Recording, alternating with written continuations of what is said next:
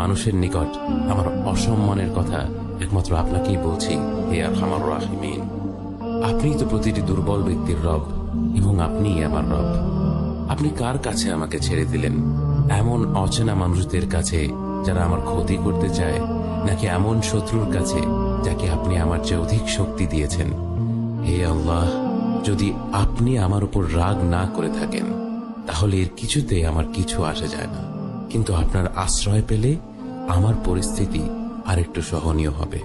হে আল্লাহ, আমি আপনার চেহারার নূরের কাছে আশ্রয় চাই, যা সব অন্ধকারকে উজ্জ্বল করে দিয়েছে। সুবহানাল্লাহ। মানুষের নিকট আমার অসম্মানের কথা একমাত্র আপনাকেই বলছি, হে আরহামার রাহিমিন। আপনিই তো প্রতিটি দুর্বল ব্যক্তির রব এবং আপনিই আমার রব। আপনি কার কাছে আমাকে ছেড়ে দিলেন? এমন অচেনা মানুষদের কাছে যারা আমার ক্ষতি করতে চায়, নাকি এমন শত্রুর কাছে যাকে আপনি আমার চেয়ে অধিক শক্তি দিয়েছেন? হে আল্লাহ, যদি আপনি আমার উপর রাগ না করে থাকেন তাহলে এর কিছুতে আমার কিছু আসে যায় না, কিন্তু আপনার আশ্রয় পেলে আমার পরিস্থিতি আরেকটু সহনীয় হবে।